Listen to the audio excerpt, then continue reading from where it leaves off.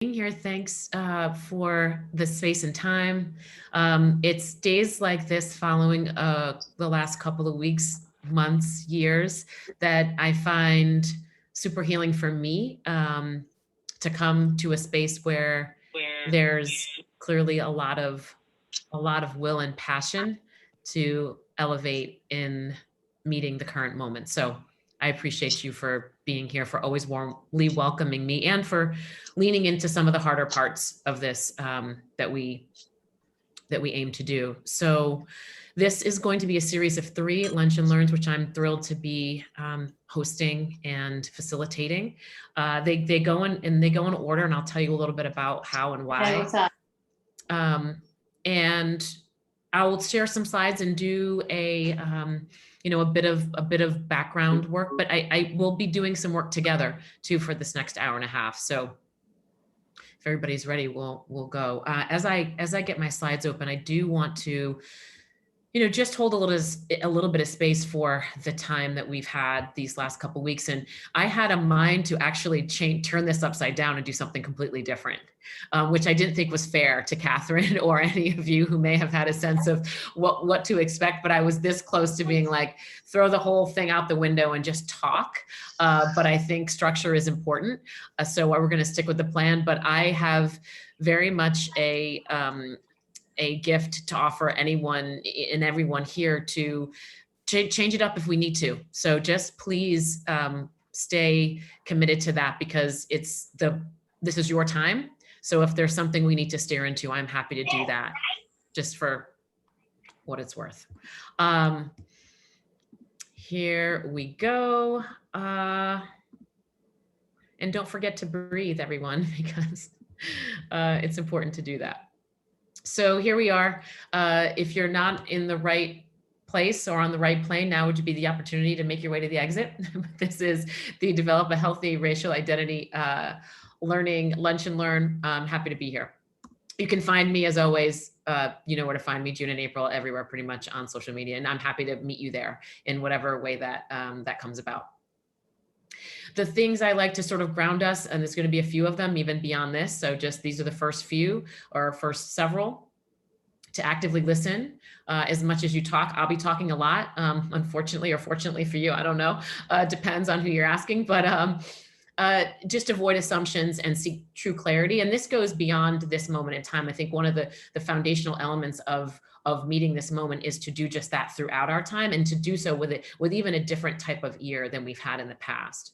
To be present, to stay checked in, commit to the practice of being effective at complex conversations. And that's, again, not just here, but for sure. And also, honestly, take breaks. I am all about you taking care of yourself, and me too. So if I need to take a break, I will as well. And I will let folks know when that would happen, but stay checked in as best you can. But if you need to go, shut your camera off, do what you got to do. That's important. Commit to the community. Be aware of how others are experiencing this space. If you see someone that's kind of having a hard time, or their body language, and you're friendly with this person, reach out to them and make sure that they're okay. At the same time, investigate something. If you're curious, or you need to know something, or something didn't hit you right or land right, you can come to me after this, or a colleague, and I would very much appreciate that, and others would as well. Confidentiality, any personal testimony or sharing stays in this session. Now, I know this is being recorded.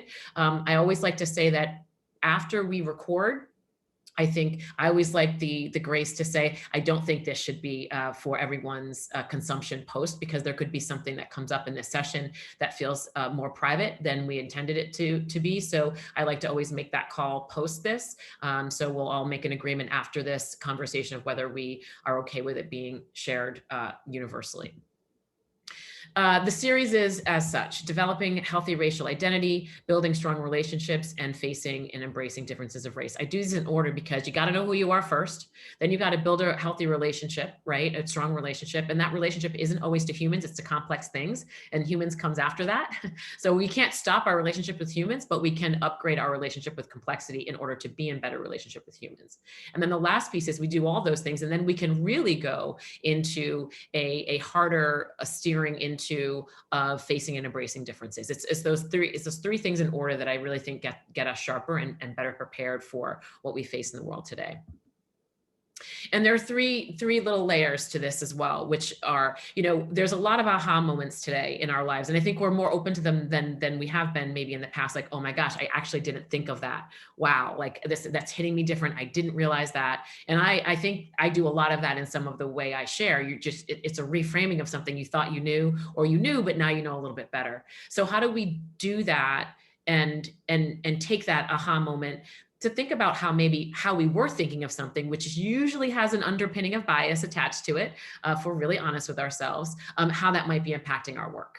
Okay. From overwhelmed to, okay, I've got this, like this overwhelming. I'll tell you, sleep has been elusive. I've been trying to stay hydrated for COVID and all the other things, but there's a lot. But I want to move us closer to less overwhelmed and more settled and secure. And I got this. I think I can do this. I think I can raise the bar. I think I can just stay where I am, whatever that looks like for you, but how that kind of like that comfortable place. And I'll tell you this, I don't use that get comfortable being uncomfortable. That's not my language. I just feel like uncomfortable is uncomfortable for a reason, and it is what it is. And I think we're going to be in it a lot longer than we're out of it. So just stay uncomfortable. Passionate to practiced. There's a lot of passion in this state, in this room, on this call. I see it. It warms my heart. It keeps me elevated and inspired. But how do we take that will and that passion into skill and really take it to the next level?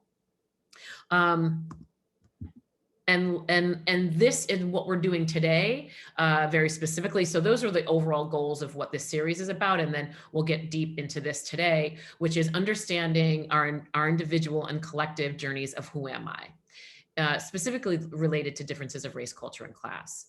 What it means and why it's important to have a healthy racial identity as a starting place to elevate our collective work with families and to find grace for ourselves and others as we commit and continue on this journey forward. Is there anything I left out? Is there anything that we need to add to this in terms of a norm that you would want to establish as a group that's coming together for this time? If there is anything that you'd like to add as we go, or to check in with something along the way that we feel like we're not living up to those three values or those several values that we decided at the beginning, let's stop and let's revisit that, because that's very important that everybody stays in a space of feeling heard, respected, and all the things. Okay, so I'm going to share my screen again and keep going. So a lot of you know more about me, but I've reversed things a little bit. And I had an aha moment recently. I usually start with my adoptive parents. Okay. So here's a moment of real vulnerability and reflection for all of you. I usually start telling my story with my adoptive parents, and that's cool because they're my parents and I love them. And I get to Helen, my mother of origin, right? I'm starting with her now because that's really where I began. And it feels very empowering, and also like calibrating that level of respect for my parents to start here, because this is my beginning, and my beginning is with Helen, and Helen June is my mother of origin.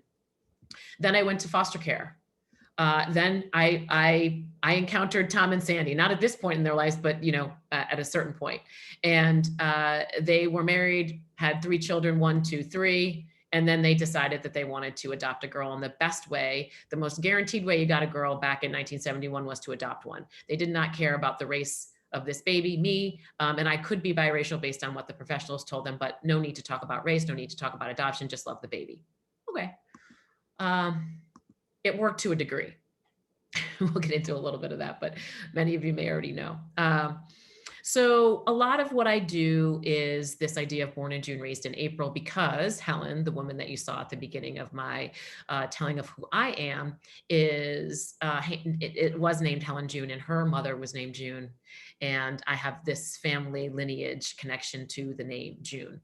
I was then changed to April. The middle name Elizabeth was kept the entire time. So everything I do is born in June, raised in April. And everything I do is very much connected to the calendar. And this month of April, we talk a lot about identity through our names and naming and claiming, and get very deep into what names mean, why are we attached to them, who are they really for? That is something we can talk about another day. But for what it's worth, I am June and April, and that means a lot to me and my identity and who I am. I always talk about this. This is my real family. This is my family of origin, the people that I am biologically connected to.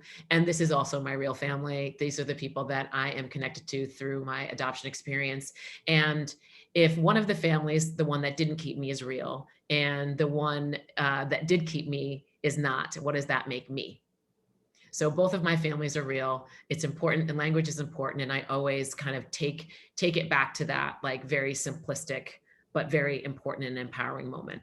So this journey of who am I, right, started probably before I could talk, in looking around me. Where did I come from? How did I get here? Who are these people? And why are they also white?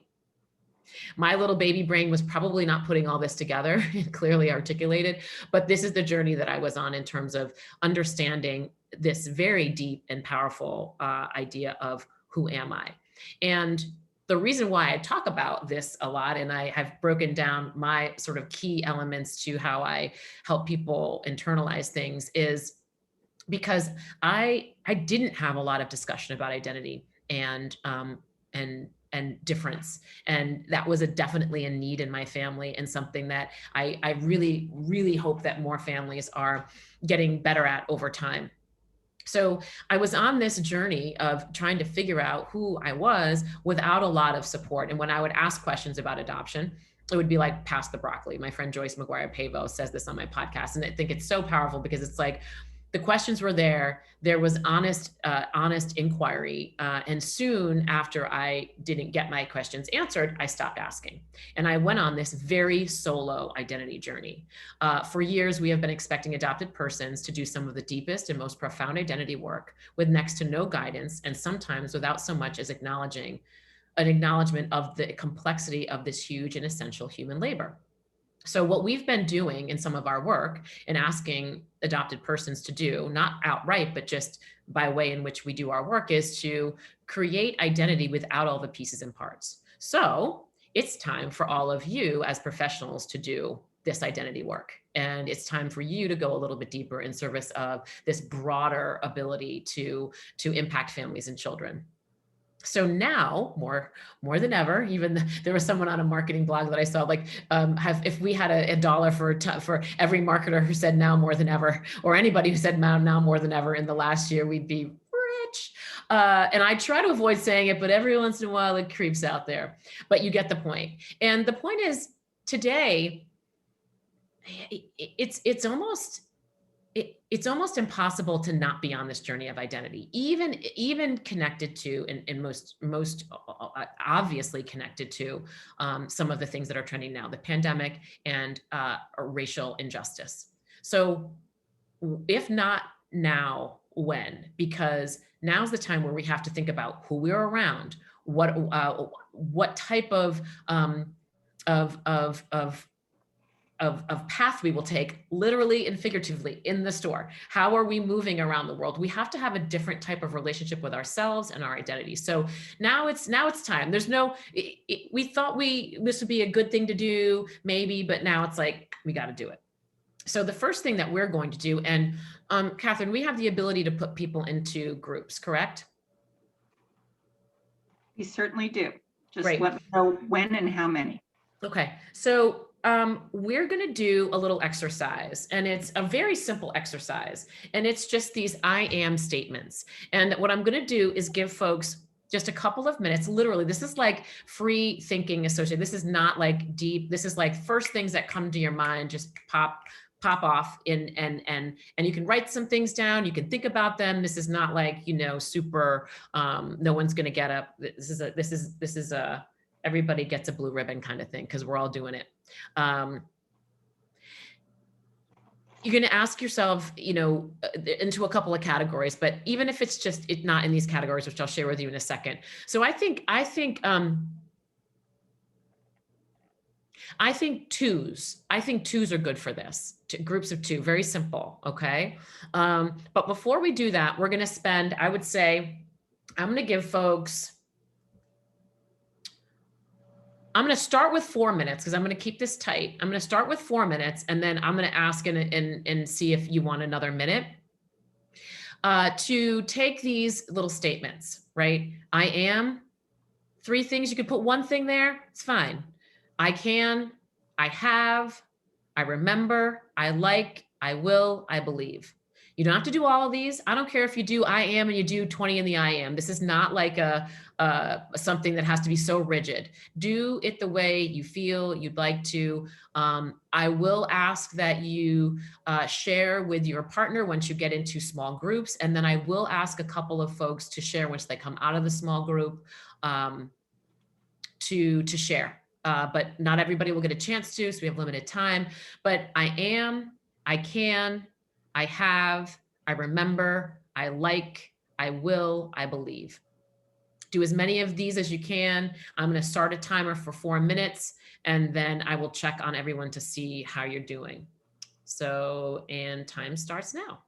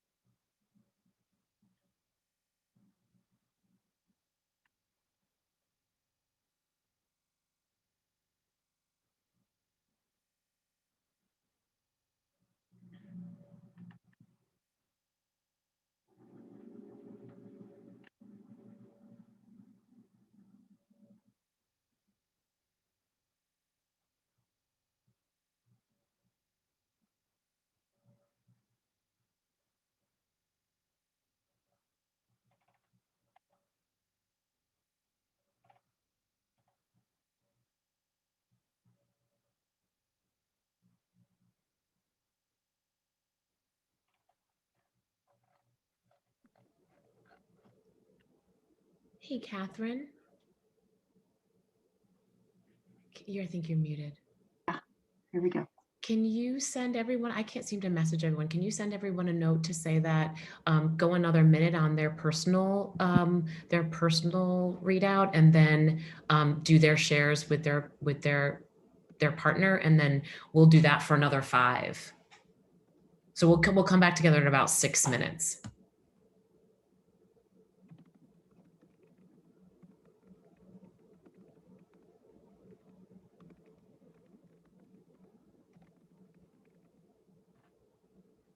Thank you. I don't know why it won't let you do that. Yeah, it's weird. It won't. It lets me sort of see it, but then I can't get beyond you. Very strange. Room 13. Just want to make sure everybody is partnered up because things have a Oh, there we go. I just did. I can do it now. Oh, good. You want me to do it? I just sent something. Okay, great. Perfect. Rachel, we've got Wanda on her own. Rachel hasn't responded. I just want to make sure everybody has somebody to speak with. Maybe I'll move Wanda.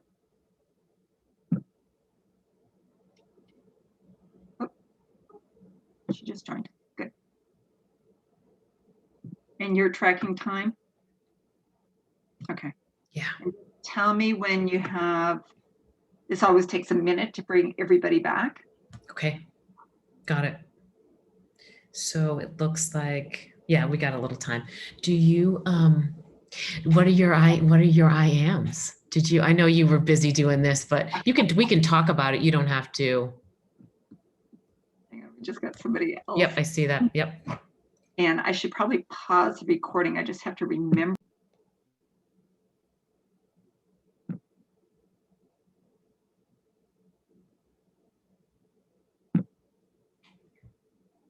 Hi. I'm actually going to share my screen again because there's some reflection questions on there, and then I'll stop it after I do that.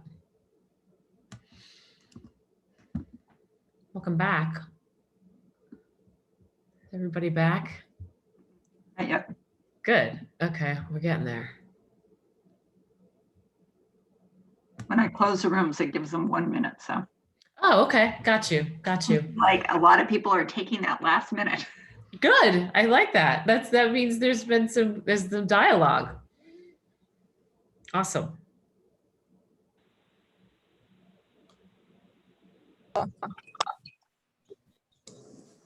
Okay. Coming back now. There we go. Great. It's good to see everyone back. Thank you for taking the time to be in conversation. I'm just there we go. So this is a fun one. This is an easy one in some ways. We can go as deep or as superficial as possible, as we want. So a couple of reflections as you think about the conversations and the things that you wrote. How many of the characteristics you included fit neatly into one of the following categories: gender, ethnicity, race, religion, socioeconomic status, language, sexual orientation, education, career, relationship status? And then I want to think about the following guiding questions, and then we're going to do a little bit of a share, and whoever wants to share. Were you surprised by any of your answers? How did some of these statements help you better understand who you are as a person? Are there what are the visible characteristics to your identity, and what are some of the invisible characteristics of your identity?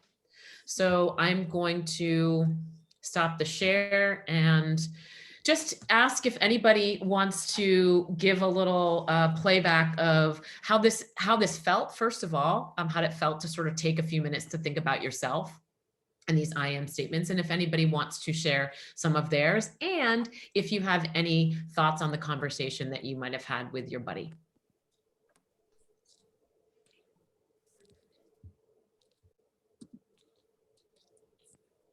I'm happy to start. I was paired with Monica, and I actually didn't know what I wanted to say about I am, so she went first, luckily. Oh, and but I found like just overall, Monica was a really spiritual person for me to talk with. So I appreciated her insight as a fellow woman, and I just want to say that we were cut off, so we were like in the heat of our conversation when you sent us back. Yeah, so we were too. Oh no. All right. Well, we'll do it. What, Catherine, is there a way to send people back to the same rooms? Probably. Do most people feel like they need more time? No. well, and no, I mean I'm okay unless Monica. I was just trying to be. I was just feeling kind and loving towards Monica, so I appreciated the conversation, and she gave me some imageries that I didn't really think of when we were going down the list, like and I don't remember them. Sorry, my short-term memory is not really as good right now, but anyway, I just appreciated the exercise. I just also know I have to leave at 1, so I also don't want to monopolize, so I will put myself on mute. No, I have to say, oh, sorry. Go ahead. No, Monica, please. I have to say, I agree. We made a connection and we talked about pink balloons. I think that's the imagery you're thinking of. And it was really nice to be able to talk about like who I am with people and have them talk about who they are. And I really enjoyed the exercise and enjoyed the person that I was with, Jocelyn. That's really awesome. Thank you so much for both of you, Monica and Jocelyn, for sharing. And we're sorry to see you go, Jocelyn, but we love you and we'll see you another time, hopefully. Anybody else want to share how they felt doing this exercise? Anything that they were surprised by?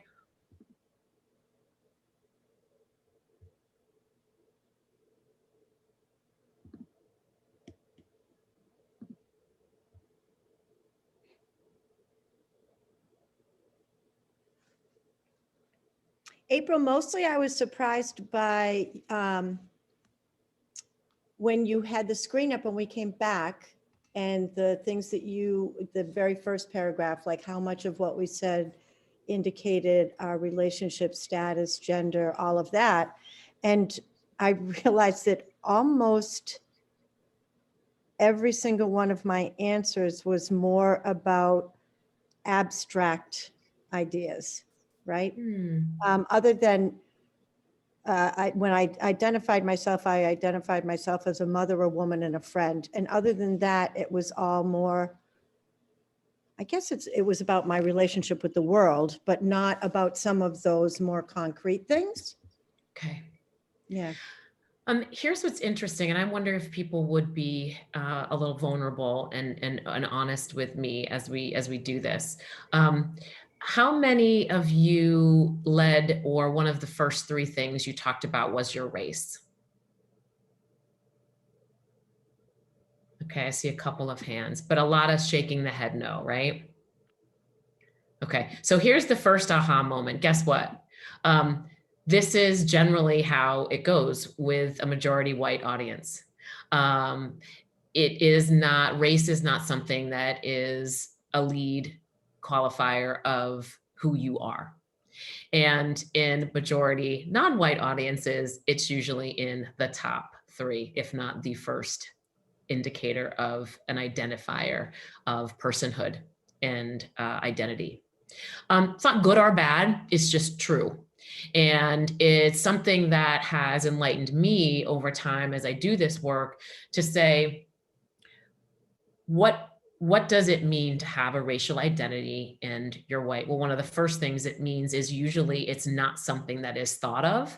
And I think what we're in the midst of is something that's really complicated, which is the need to think about our racial identities across the board is now becoming something that we are encouraging more racism and more disconnection when we are centering on this idea of talking about racial identity and or teaching critical race theory or some of the things that are so important about elevating our education about what is racial identity. And I believe it's just the opposite. I think it's so healthy to start to really steer into who am I in the context of race, especially for white people. And that doesn't mean that's bad. And you know that I come with a lot of love when I come to these conversations. And I also come with what has been the word on a lot of people's lips in the last 24 hours, which is accountability. And accountability is a continuum. And for those of you who are operating at a level that is highly anti-racist, which I would imagine that many of you that come into this space are in that space, that are engaged, actively engaged in some way, shape, or form, even if you don't know it, in anti-racism, right? Even if you don't know it, you couldn't name it that way. But you have a mind to be more inclusive, more fair, more anti-biased, more anti-racist. But you haven't really done a deep dive and look and reflect into who you are as a white person and what that means. So that's part of it. And for those of you who have, that's great. For those of you who haven't, that's what we're doing today. We're unpacking that a little bit. We're not going to do critical race theory here. We're not going to do racial identity models. That is not what I do. That is a different kind of intellectual work that I enjoy, but I find to be somewhat overwhelming and hard for me to internalize sometimes. So I think it's more about these kinds of conversations about these things and to create a soft place for you to think about what it means to have a white racial identity. Does that make sense to everybody? Everybody feeling okay? This is okay for everybody. We're doing all right. Good. I want to check in because it's so important, because if I lose you, if you come in out of this conversation more confused, upset, activated than you did coming in, I haven't done my job. And I can't please everyone, but I sure hope that the spirit of this is in service to the collective good and with individual, with that individual holding as well. So I'm going to share my screen again. Now, as I do that, does anybody with that context, right, want to reflect on some of their answers and share anything that was maybe an aha moment for you? I can share something. I did identify as white, but I also said I have a house, I have a car, and I have a job. And I was like, wow, I am really privileged. And that really sucked, like just fell on me heavy, or not heavy, but just a realization of like all the privilege that I do have. Mm-hmm, mm-hmm. Yeah, EJ, is that your name, or is that I want to make sure I get it right. Yeah, EJ's right. That's what I go by. Okay, EJ, I love it. But Thank I don't you. use that. Yeah, okay. Thanks. Thank you so much for that. And here's what's interesting. I work with a lot of white parents who are parenting Black and brown kids. And there is a real difficult intersection that they find themselves in on a lot of levels, especially today. But really with this idea of how do I, being a privileged white person who has adopted these children, and oftentimes that differential of economic status is part of adoption and foster care. We know this, right? We all in that space of, there's generally a different socioeconomic place in the adopter versus the person who is not keeping their children. Now, other factors go into that. I know that that's not the only reason, but that is a big factor. Having this tension between how do I have my child understand the privileges that they have, as and as any parent would want to be thankful for certain things, but to also recognize that sharp contrast to some of what's happening in racial economics, right? So this is a conversation that when we do this work with children, with families, we're not asking them about these tough questions about, when you talk about economic status and privilege, how are you going to address some of these things? We're also not helping parents necessarily understand what it means to really protect children's physical, emotional, and psychological safety. We're talking a lot about culture. Are you going to do these cultural things, which is a part of psychological and emotional safety, but that's that physical safety. It's that tough conversation about economics and privileges that we are very much sometimes running away from with our hair on fire, like, oh, white privilege, we don't want to talk about that. That's too hard. So I appreciate you, EJ, for bringing that up, for proactively sharing that, because that is an important piece of this dynamic. And also next to that idea of privilege is to not have to think about your race when thinking about who you are. That is such a unique experience for me as I think about it, I mean, race has always been at really the top of my list, being that I was raised in a white family and didn't match. And so who I am in that race and that ethnicity place is a big part of who I am. So I appreciate so much you taking the time to do this. Do this often. Like, this is an exercise you can do when you've got 5 or 10 minutes. One, it's important to think about yourself. To be self-focused is a good thing when it's in this, like, hey, I want to investigate something. How do I feel about that? Like, take this list and just jot it down every once in a while and look at what changes over time, right? How have things shifted and changed? And what does it look like to lead with I am white? Like, take a few minutes at some point and lead with that and really investigate that. And what does that mean to you? It may mean that you feel kind of put upon that you're white today. It may feel like there's too much, talk of white privilege. And I don't even understand what that means. I grew up very poor. I grew up here. What privileges did I have? Right. So it's really important that you investigate that, because these conversations are going to continue to happen, one-off, proactively in spaces like this. And it's so important that you kind of have that grounding and that where you are with that. So I'm going to move on and talk a little bit more about just a little bit of a shared definition or an understanding of racial identity, right? Again, just so you know, in my world of doing this facilitation, it's almost always the persons of color that lead with that identity, and almost always the white persons that don't. For what it's worth, that's not a good thing or a bad thing necessarily. It's just the facts. I thought this was interesting. This is from the African American History Museum at the Smithsonian. And this is as deep into kind of the intellectual matrix I'm going to get, but I think it was important. And what we know to be true, right? Race has no genetic or specific basis. The concept of race is important and consequential. Societies use race to establish and justify systems of power, privilege, disenfranchisement, and oppression. We know that those things are true, but the most important thing about this in this page is the middle part. The notion of race is a social construct designed to divide people into groups ranked as superior or inferior. The scientific consensus is that race in this sense has no biological basis. We are all one race, the human race. Racial identity, however, is very real. And in a racialized society like the United States, everyone is assigned a racial identity, whether they are aware of it or not. Does that make sense to folks? Just that holding of this idea that we are one race, the human race, but these constructs of racial identity are real. And we do live in a society where this is part of who we are, where we are now. If we move towards another direction there, I would be all for it, but this is where we are. And it's really important, specifically for, I think, for majority white audiences, to kind of hold that, understand that, what it means. Then you may decide that for you, this is not what you ascribe to, and you don't want to learn more, and you are okay with where you are with this. That's fine. But just making sure you have a sense of what that is for you, and how you get there, and what you do in the world, how that impacts your racial identity.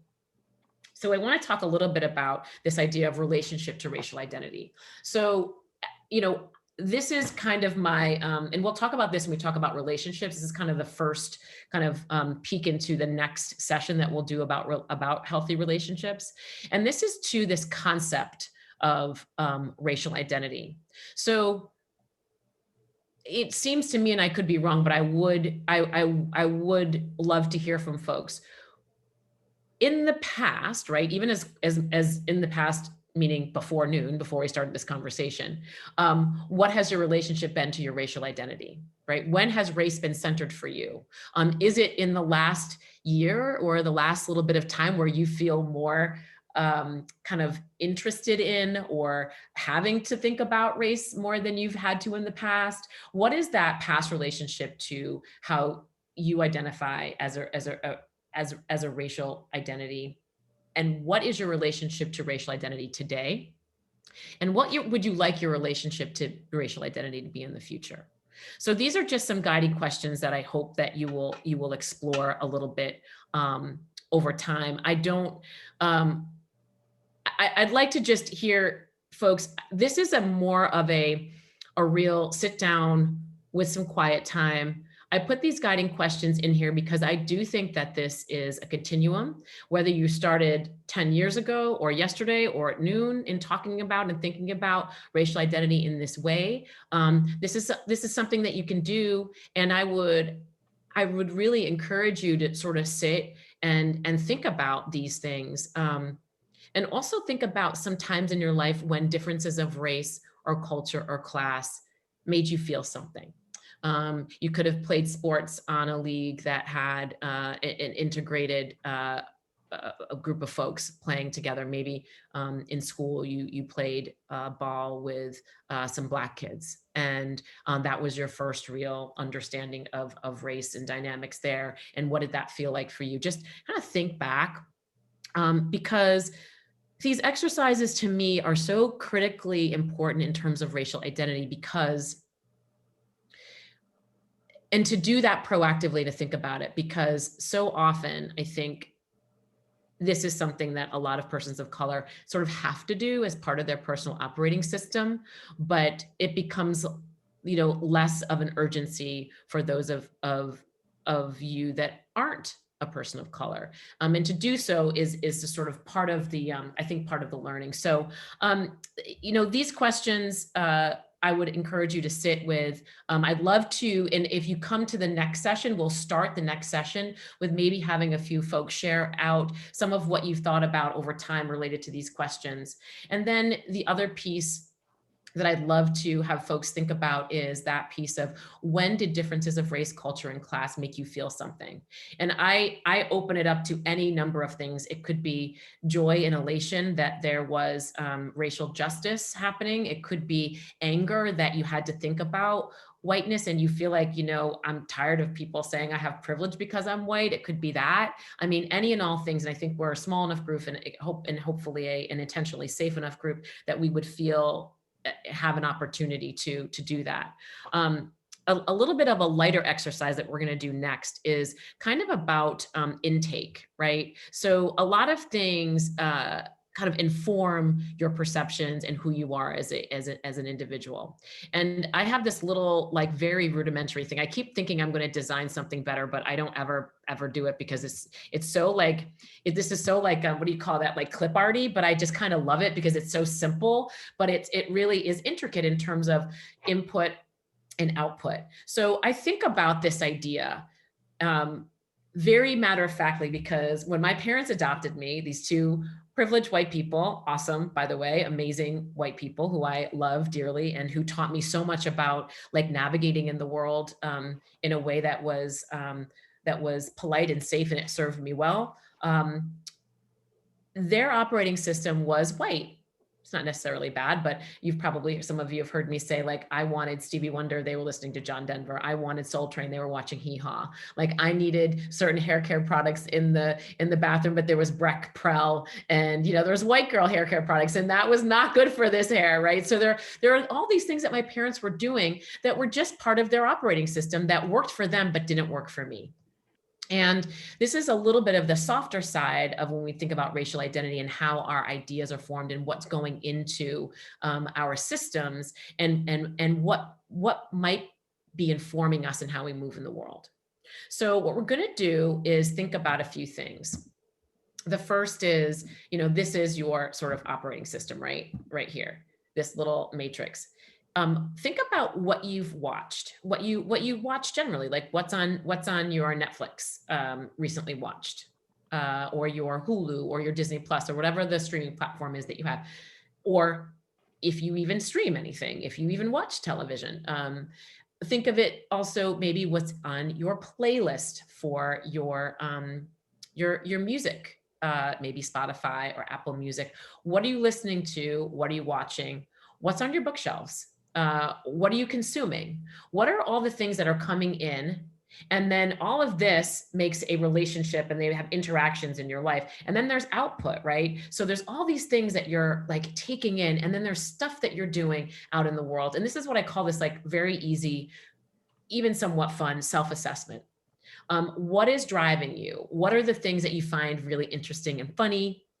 and what are some of the things that you are learning about. So what I wanted folks to do is, before we go into rooms, just take a couple minutes, maybe 5. We'll keep it at 5. I think that's good enough time. Take 5 minutes. So at 1 o'clock, we will go into rooms and we'll talk again. And what I want you to do for the first 5 minutes is to think about all of this. Like, what are you intaking? And what does that consist of? And like, have a little self-assessment about how diverse is your intake, right? And where are you getting sort of maybe some different content from? Start with that, and then we're going to go off into groups, and then you have a conversation with a buddy about some of this and that. And there's no right or wrong answer. And one of the things that I should have said at the beginning, I didn't, which is really important, and I'm sorry I missed it. That's my bad.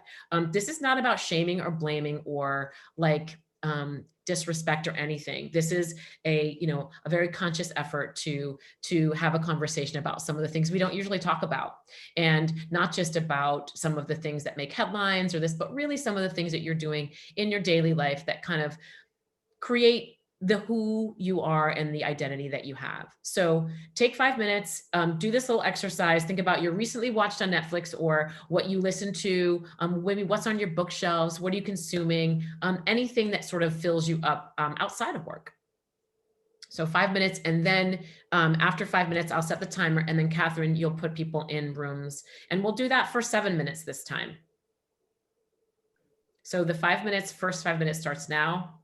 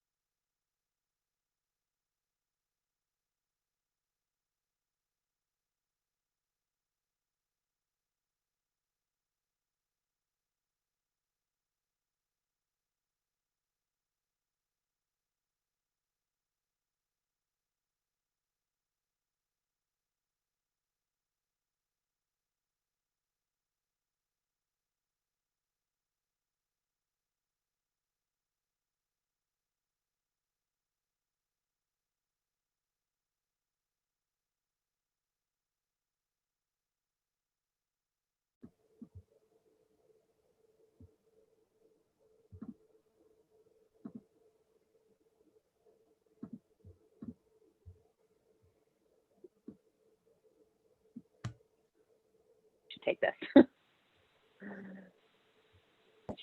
Hi, friends. Welcome back.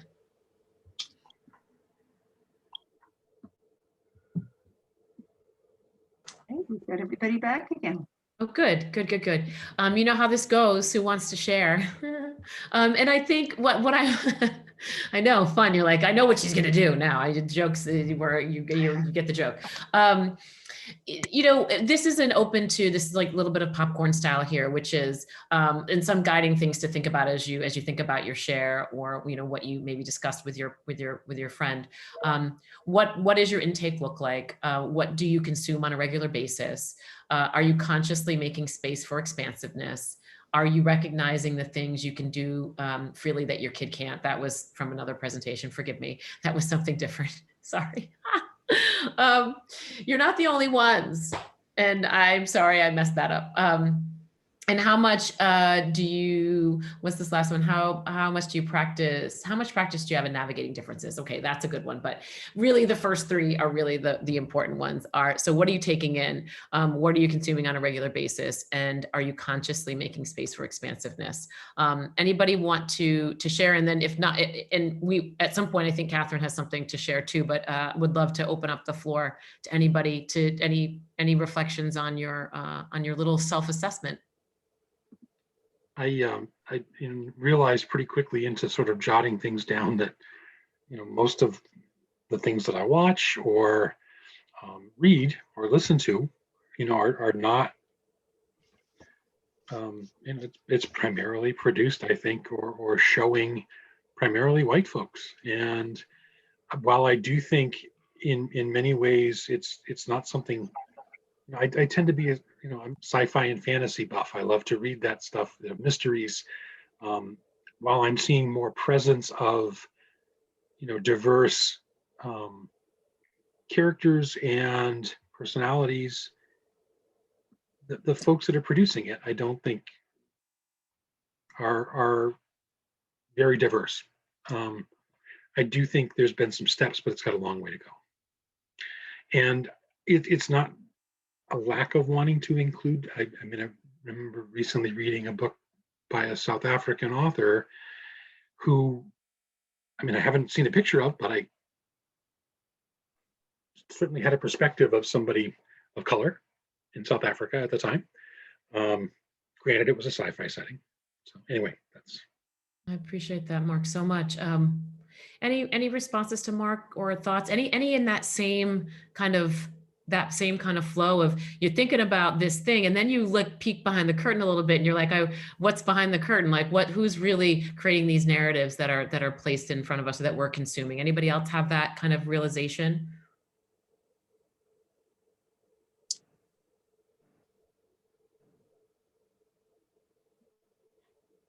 I was just going to say that I'm in the same boat as Mark in that most of what I consume personally is white created and has a lot of white characters in it.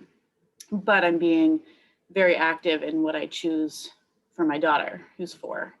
She's white as well, but just being very cognizant of what I'm keeping in the house for children.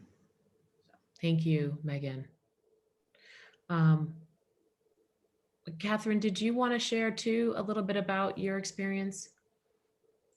Absolutely. So one of the things I fessed up to is that in terms of my bookshelf, it's very diverse, but the reality of what I choose to read is novels that generally have white protagonists.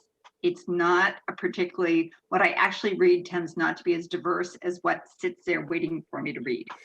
And some of the other stuff is harder. I went through a phase where I read a series of books coming out of slavery and sort of that experience. And it was so hard and it hit my heart so hard, I had to put it to the side. And so it's like trying to figure those things out. What I do find is that my television queue and movie queue and my podcast queue tends to be very diverse. So I watch and listen to a lot of diversity, but for reading, it's pretty narrow. Yeah, I appreciate that. That's a big, that's a big open, vulnerable statement to make. And Look, I'm with you. I could raise my hand right along with you. I got a stack of stuff that I know I need to read. And here's the other thing I'll tell you that I do. I skip the parts. There's a great book I'll share with you, which I may have shared in the past, which is the book, Why Are All the Black Kids Sitting Together in the Lunchroom or in the Cafeteria? And there's a 20th anniversary edition, which I think is so just fantastic. And there are parts where the author plays back our recent history of racial injustice. And I skipped it. I'm like, I know that.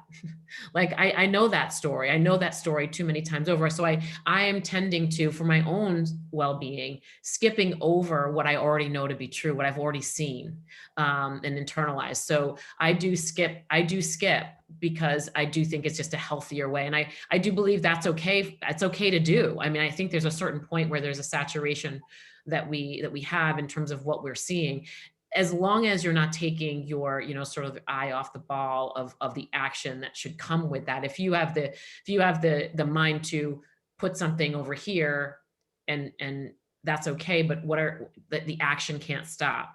And then the other thing is just like, and we'll talk about this in a second, which is just really finding soft places to take care of yourself. This exercise that we just do is kind of meant to be a little bit lighter, right?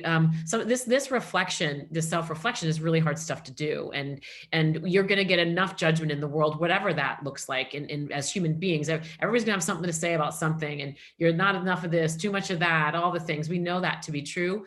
So doing it for ourselves, and especially in this way, is like, oh, I didn't actually recognize that, or that's kind of interesting, or I want to watch more of this. And there's no wrong way to be internalizing content that feels good to you.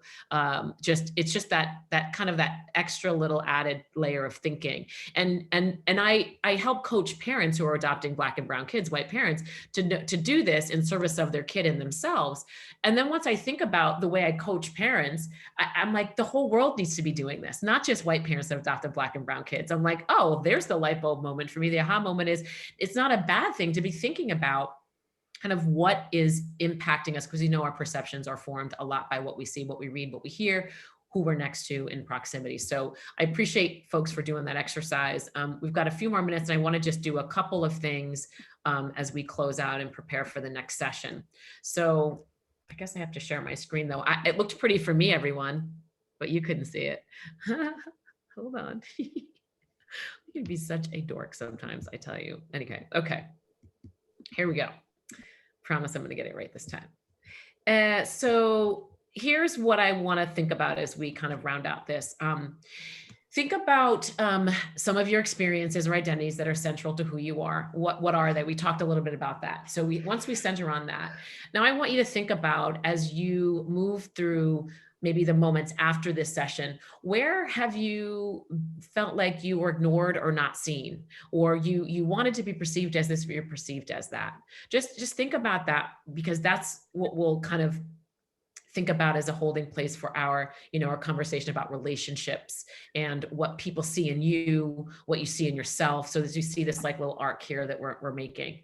So think about this related to who you are, and think about your intake, and again, do a pressure test on that every once in a while. Mark, it would be great, by session 3, if you join us on session 3, or anybody who shared, or where did we add anything new to the plate, to the matrix, and what did that feel like? Or did you investigate? Maybe you'd be surprised that there is a person of color behind a storyline that may have been written by you. It's cool. We do a lot of work about looking at ingredients on a label sometimes. We're more label conscious than we have been in, but what are the other conscious pieces of our looking at and investigating of things that are around us?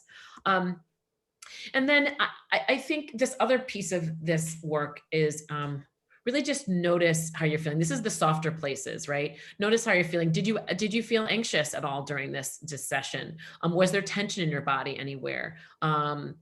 Can you name the emotions you were feeling as part of this process? And what do you need?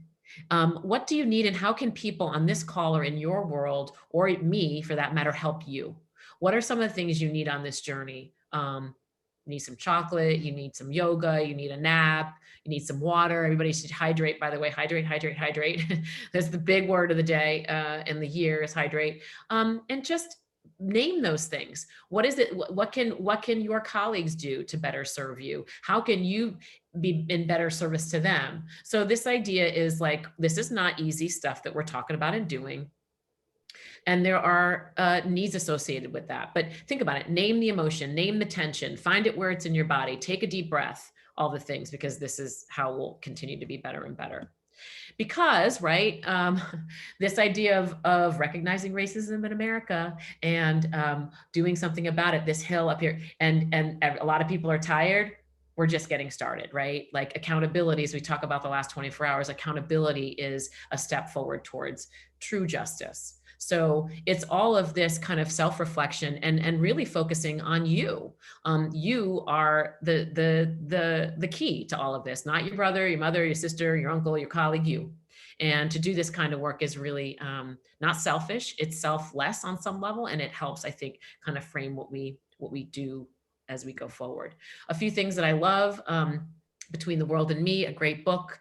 So add this to your bookshelf potentially. Add this to your YouTube playlist. This is MTV's Decoded. I love these videos. They're kind of irreverent. They're really sharp. They're great for teens, but watch them first. Any content that I ever share, watch them first. Catherine and I had a little bit of a side conversation about this. Children's books are amazing for grownups to read, especially children's books about racism.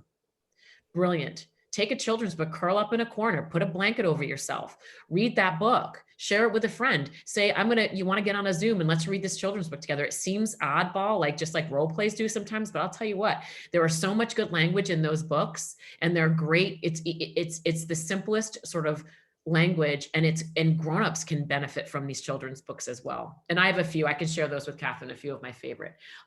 Couple of podcasts I love, Code Switch, but my favorite podcast in the last 5 years has been something called Seeing White, as part of Seen on the Radio. It's Seeing White. It's a podcast series, and it's with John Biewen and Chenjerai, both of the two hosts. They do a series called Seeing White. And again, Catherine, I can send you a list of resources you can send out to this group. A few other things that I love, I mentioned, this is very much at the intersection of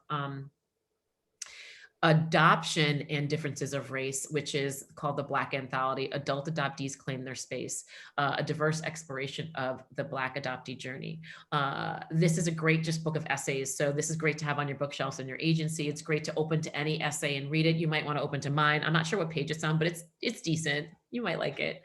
And I did mention the Why Are All the Black Kids Sitting Together in the Cafeteria? That's a great, great, great book. And as always, I want to share love. That's just my little tiny love for all of you. But we've got about 8 minutes. I want to do two things before we close. One is to see how everybody's feeling right now. If there's anything that you need or anything that I can offer up as we close out, please let me know. And you can do that privately, in an email to me or what have you. And the next is to really think about what you think we need on these next two sessions. We've got 2 more sessions, one in July and one in September. She'll look. But is there anything that comes up that you would particularly like to dive into? We're doing the next 2 sessions. The next one is building strong relationships, right? That is to complex things first and then to people. So we're going to do different exercises, but similar. I would ask you to think about what you identify as core values to strong relationships. Like this is as we come into the next one, and we'll send an email before the next session, but what is a strong relationship to you? What is the grounding of that, generally speaking? And we'll talk about why that's important to sort of dig into as a second tier. And then the third is embracing differences of race, culture, and class. That's the last of the series of 3, because those 2 things first, this who am I and how do I fit into this racial identity matrix? What is my relationship to some of those complex things? And then with those 2 things, then we can take action on let's go deeper into facing and embracing differences. So this sort of modeled that way. As you think about the next 2, is there anything that is coming up for you that you think we need to dig into, or any suggestions you would make? And I will put my email in the chat.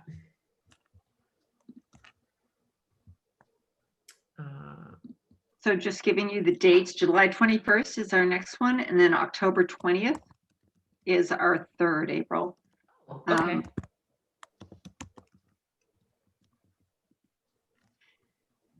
I think Go ahead. I think Sorry, Catherine. For me, is that so often when we're working with transracial families, they're really looking for how do you have that real engagement with community. So it's not just about going on vacation where there's diversity or making sure there's stuff in your home. Those are all things that are important.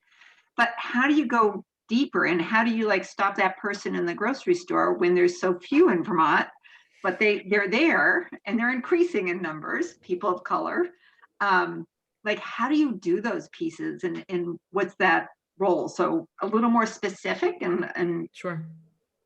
Well, what's interesting about authenticity has you have to have a little bit of grounding in this. So this is why this exercise of what's your intake is kind of a good place to start, right? Because and really the first thing is we can't ask our parents and the people we're coaching to do something we're not willing to do ourselves.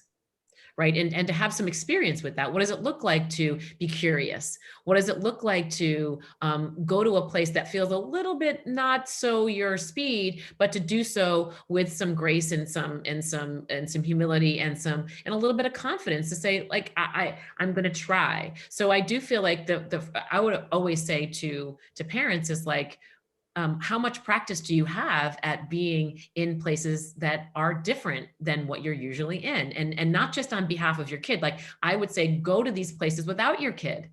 Like this isn't, this is about centering on it for your kid, but it's actually for you too. And a kid can smell it. A kid can smell authenticity. If you're just doing it to phone it in, a kid's going to know, and they're not going to buy it. They may not articulate it that way, but there'll be a suspicion to your real relationship to this culture that is attached to this child, and it won't pass the smell test. And what has been very clear, and this is a starting place for parents today, we start in 2021, and that is how many parents have been really, really humbled, sometimes feel shame or embarrassed that all the culture that they had lived outside of their home.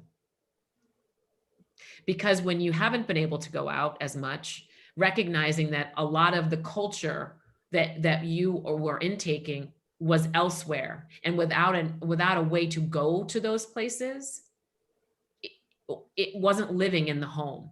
So first you have to do that assessment of your home. What's on your bookshelves? What's on the walls? What's in the pantry? What's in the bathroom? Because if it's not living and breathing in your home, it's going to be hard to go and authentically connect to those things outside the home. So I think it's that these kind of self-assessments, not to feel shame or blame, but just to feel like a real healthy relationship to some of these things, so that when you do approach a person of color, you're like, oh yeah, I did watch that show, or I do know what that is. Right. Or I don't know what that is, but could you tell me, could you explain that to me? I'd really be curious about that. So I think and we can talk more about that. I love that, and really think about it. And even, I know it's goofy sometimes, but even just doing some role play. I know it feels so awkward sometimes, but we have to get practiced at doing some of this, and then modeling for parents that are counting on you as professionals to show them the way, modeling for those parents how you do it. Okay, this is what I did. Met this girl, April. She told me that this is what I do, and I did it, and it actually worked. Or you know what? It didn't work because I was activated, I was tense, I wasn't myself, and I was nervous. And I'm going to try harder next time. I don't know if all that makes sense, but that's kind of where we can take it in this next one, especially about relationship, because again, relationships is to things first and then to people. And that's how we'll approach it.